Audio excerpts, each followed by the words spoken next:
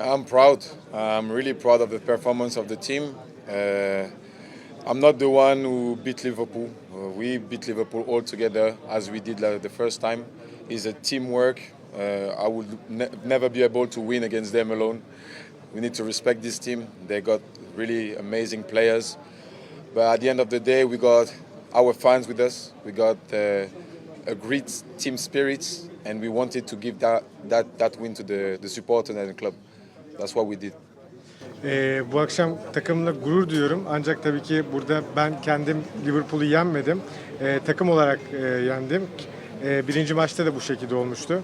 Bu bir takım çalışması ve dolayısıyla da burada takıma önem vermemiz lazım. Bu takım çalışmasına gurur duymamız gerekiyor.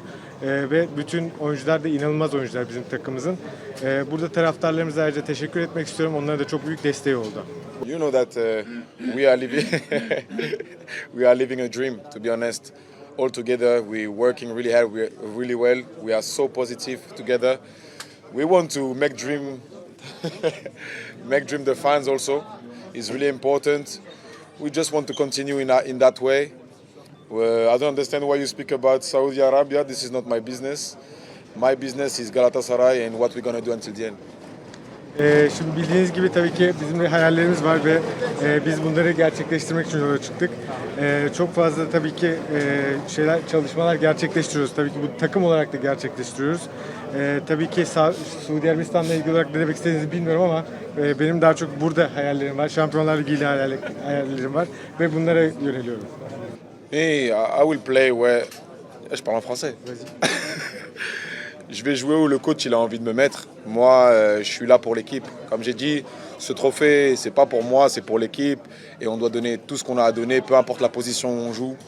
Et c'est ce que je ferai, peu importe où je joue. Tabii ki de hocamız nereye beni koyarsa orada oynarım. Tabii ki bu takım oyunu. Hani bu ödüle bakmayın. Bu takım olarak kazanılmış bir ödül. Ve nerede gerekiyorsa ben ve hepimiz aynı şekilde aynı performansı sergilemeye çalışıyoruz. Je pense qu'il a prophétisé le fait que je marque un but. Merci à lui. Franchement, je suis très heureux d'avoir marqué ce but et d'avoir contribué à la victoire. Mais comme je dis, il n'y a rien de personnel. Pour moi, le football, c'est un sport collectif. Et je fais partie du collectif. Aujourd'hui, c'est moi qui a marqué pour l'équipe. Donc j'en suis très heureux. Bence öngörüsü çok fazla ileri giden bir öngörü olmuş hocanın.